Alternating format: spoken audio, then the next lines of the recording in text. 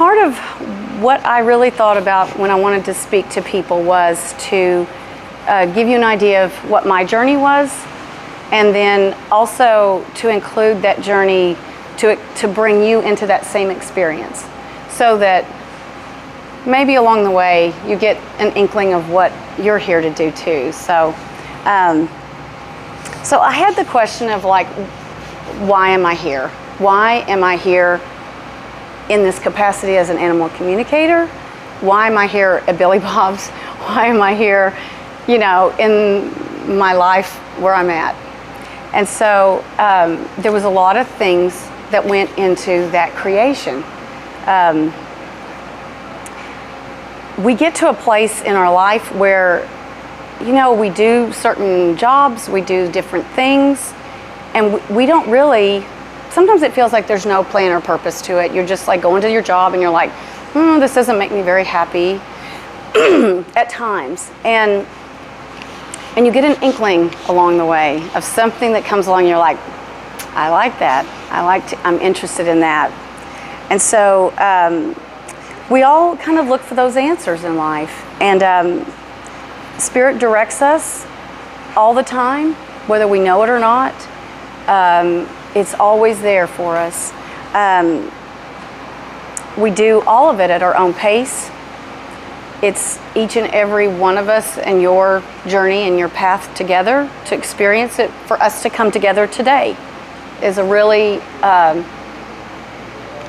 interesting and unique moment where we can figure out, like, I like this, I like that, where we can make choices.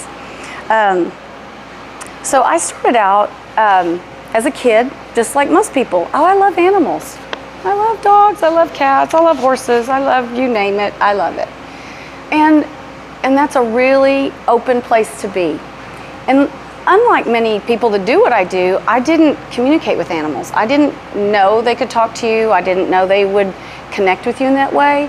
I just knew that I felt love. And that's ultimately the most important thing. And I think that's why that animals can create a place, a safe place for us to experience love. Because when do we actually open our hearts? When do we actually feel safe? When do we feel open? When do we feel free to talk and say and do what we do with them? And it's because of that love that they show us. It's the love that we didn't necessarily get when we were kids, or in the way we needed it. You know, I had an interest in science fiction, and that connects too, because I don't know all the details of it. I just knew it was a hope for a better future. The idea that humanity could be even bigger and better and more balanced and more loving to each other and to the planet and to wherever, you know, no boundaries there. So that was a really beginning of me with that desire and wish to help humanity in some form or fashion along the way as well. And so then I went along and I had different jobs, and then I got a job working at a vet clinic. And of course it's like, oh yeah, I love animals, I want to help animals. Well, you know, I got to work as a receptionist first and then a vet tech, and it seemed like, you know, that was really, really interesting. And yet, a lot of problems with people, with the staff, with the way they interacted with animals. And I became very disillusioned about it, because many times I would just go home and be crying like, why do you think we're here? We're here to help them, and we're here to help their human being. And that's the problem I saw in that line of work, because many, many people in that job, just like any other job, they lose sight of the other people, the connections between us. We just go, oh, they're this or they're that, and we get mad, or we whatever. Those animals that we love are so connected to their human being. there is a sacred relationship with them. There's a loving, beautiful relationship with them. And that's where I saw there being a problem. And I thought there's got to be, you know, something more to that. And I finally quit. I've worked at different clinics. I knew there had to be something else. I did see someone, an animal communicator on TV many years ago. She was on 60 Minutes.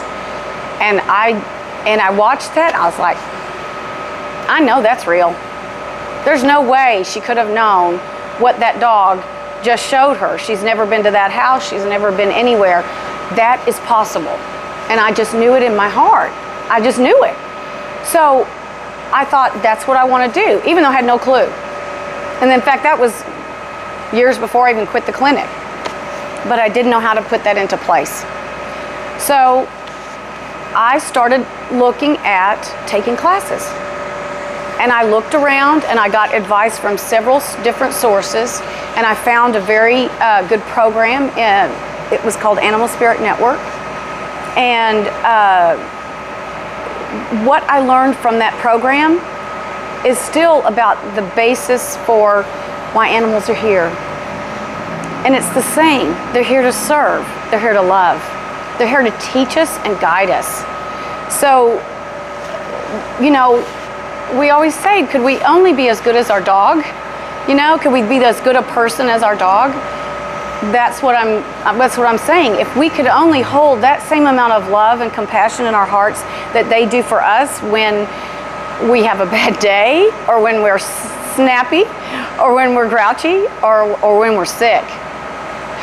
Who's going to sit next to you while you're coughing your head off and give you everything they've got? That's what they're here for. They are here to love us and serve and just help us. So when you look at whatever it is in life that gives you a spark, whatever it is that gives you that feeling of joy, that feeling of passion, that's your soul telling you, yeah, that's the vibration you want to be in. That's where you really would be a complement to your purpose. And sometimes we don't always know what that is exactly. We can meander through the whole thing and go like, I don't know why I'm doing this, but I'm going to have faith that it's all in the right flow. It's going to be all for the right reason. And usually, it's, of course, later you do discover what it was that you came to learn from that experience. Maybe it's not what you had in mind, it's not what you wanted, but nevertheless, it is what you needed to know. It is what you needed to learn. And so the idea of being going into something, whatever it is, for me it was animal communication. It's opened up other avenues. It's opened up other layers, and that's what this is all about. Every one of these people, it's always just about energy. So it's the layer of the energy that vibration that you feel, that you get, where you get zing, that's for you, and for you it would be something completely different. For you it'd be different for you. It's always about recognizing that, and then when you do, you can actually feel that connection with your heart, your soul's purpose. It feels good. And you feel like, that just feels really awesome. As opposed to something over here that you've experienced, you go, I'm not in resonance with that. That doesn't quite do it for me. So being open to that process is where you're at, where you want to be. Because if you push it away, it's going to come back, because it is part of why you're here. So the other thing is you can do this, and I found this to be true, that you can still learn about why you're here, your soul's purpose, and you can keep your day job too, because it's practice. It's practice being on earth. It's practice connecting with source. It's practice connecting with what you hope to be, that faith that you will be bigger and better and be more expansive. Because when you come and you participate when you be an active participant of creation in your life, then you are not just healing yourself, but you're healing other people, you're healing the planet.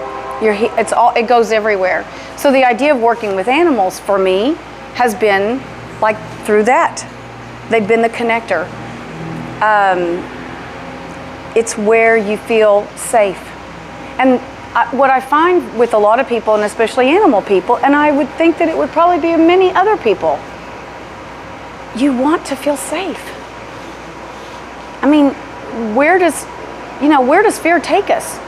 Everywhere. It takes us down every rabbit hole we don't ever want to go, and there we are. We're sweating, and we're like, I'm so afraid, and what if somebody laughed at me, and what if somebody did this? And it's like, but what if you showed up?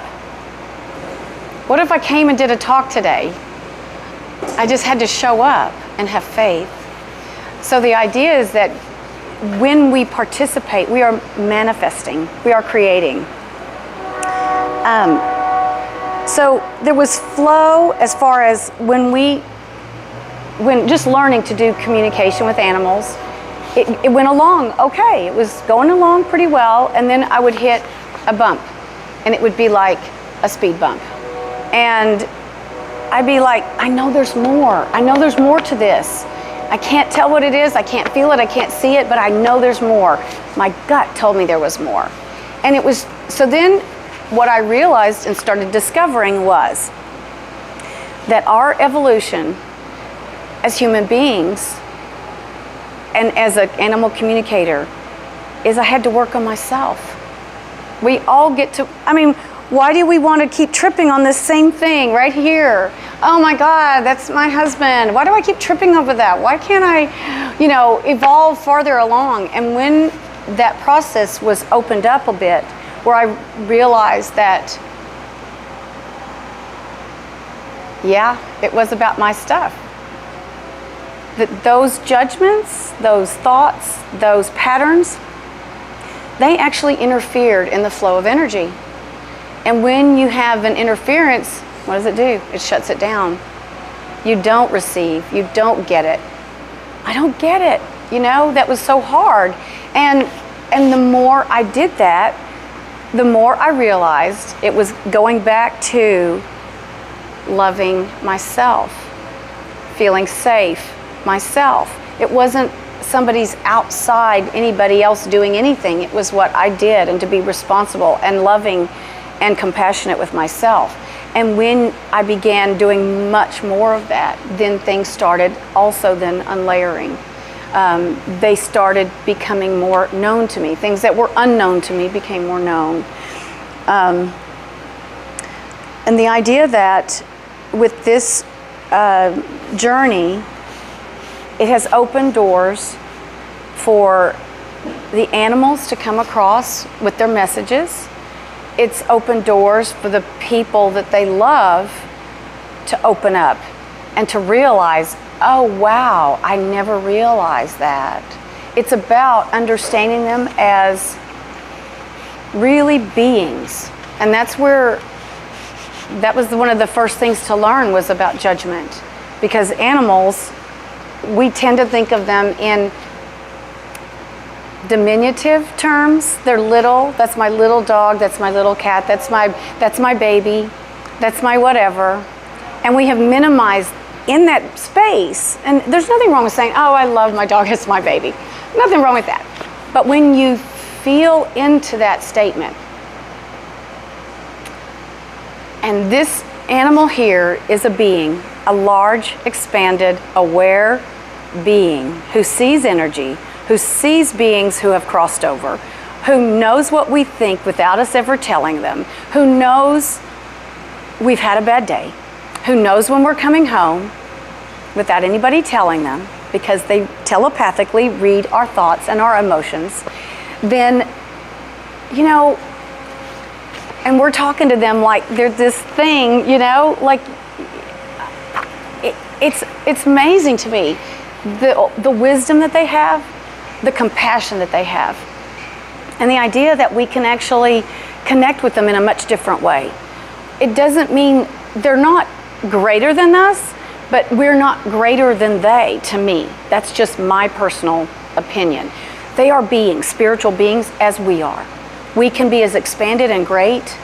In fact, I know if any of you look at and read stuff about spirituality and metaphysical things, they always tell you that you never realize how powerful you are.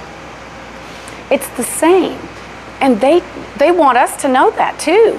That's what they do when they connect with me and the people that I connect with in a session, let's say. Because the animals love them. They want them to be of a place where they can understand that compassion comes from so many different angles. So there's just a lot that they can teach us, they guide us, they can be like angels to us, they can be guardians in many, many ways. And the bottom line is, they teach us to love. They already know love, they got that down. They teach us to learn more about love, and that's the most important thing. They invite us to start with us and how we can transform ourselves. And when we do that, it's like I have an animal that is sick or ill, and they don't want to even necessarily delve into the disease or the problem, because they're telling me that their person has the same problem and they want them to go to the doctor. And you're like, oh, they need to go, and they're, I've had a lady and the dog, they wanted to get rid of the dog, and the dog said, they need me. Really? Okay. They need me. There's something wrong with his heart. I asked the lady, does your husband have heart problems? Oh, he's scheduled to see the cardiologist next week. Yes. The dog said, you need me, because there's a support, there's a level of understanding, there's a level of compassion that they've already got. They're already connected and hooked into that.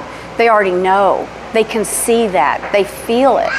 So the idea is that they want us to learn about taking care of ourselves, and that means learning more about love, learning more about how to handle fear, how to handle worry, how to handle all of the things that bother us, all of the things that can trip us up, be those speed bumps for us along the way.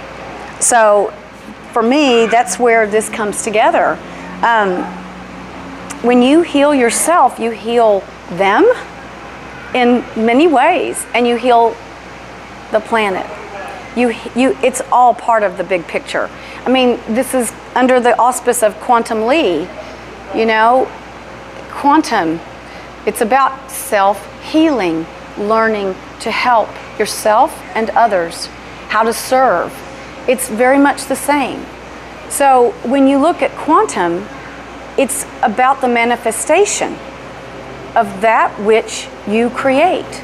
And when we do, like for me, it's communicating with animals. I show up in a capacity to serve, to help you with an animal, and have you understand each other a little better so that you know where they're coming from, how they love you. That's what they wind up telling me. So much of the time is the person says, do they know how much I love them?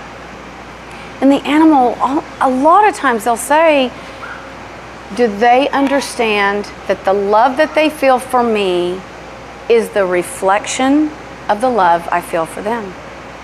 It's the same. They just want you to feel it more, because we haven't learned how to connect in our hearts to feel more love and more joy in life. So it's all of the possibilities.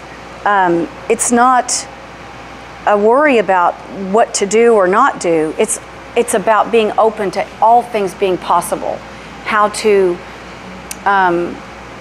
unify the energy of the relationship. Because it's just like when doing energy work, when you visualize it, when you feel it, when your heart is open, it can happen like that. It's the same with animals. They do respond very well to healing energy because they're very open to it. So the idea of us being here for a common goal today, we're here for a common purpose, we're here for connections, and about manifesting what we want to do, what we want to be, how can we serve. And it's also about opening your heart to an experience of yourself and animals. It's just, I can't talk about one without the other because we are included. We are part and parcel of that sacred connection, that divine aspect, because it's nature, it's animals. We're all connected in that way. We're grounded by it, we're so surrounded and loved by it.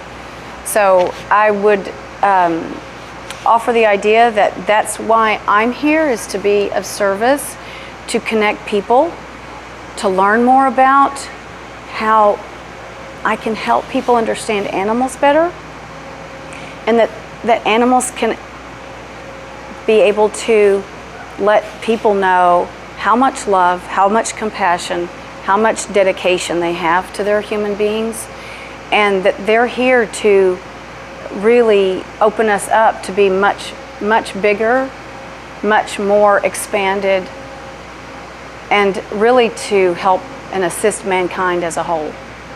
So that would be what I came to talk about today. And I would offer the idea, if you have any questions or if you have anything you'd like to ask about any of that, or even if it's about a particular animal, feel free. I'm open to that. So if anything came up. So anyway, I appreciate you all listening, and I have no idea on the time. So, but I feel like there's a complete space here for that. So if you do have any questions about communicating with animals, ask away. How it works, how they work with us. There's many different ways. So, anything?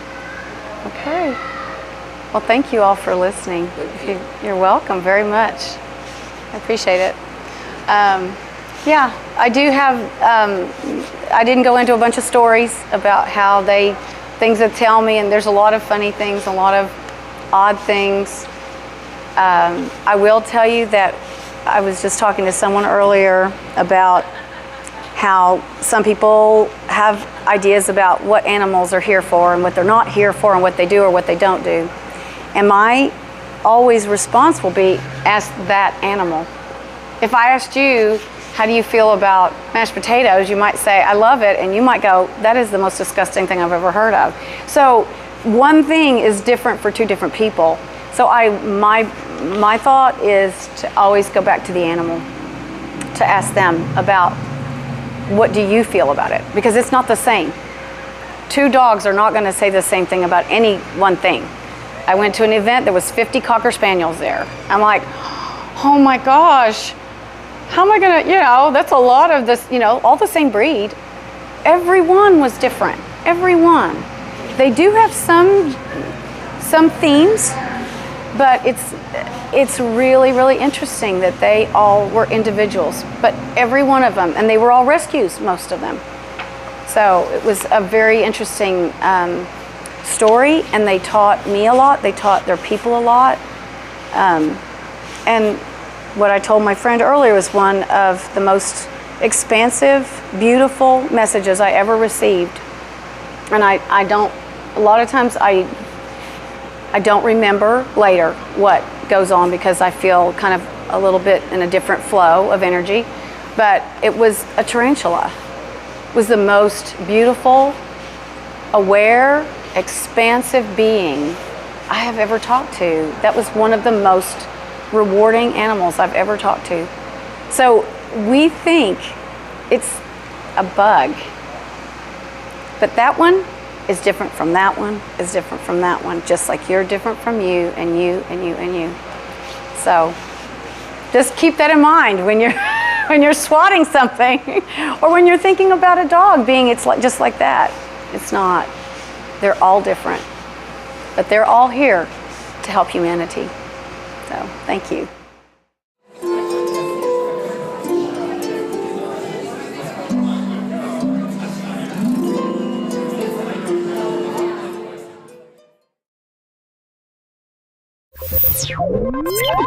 You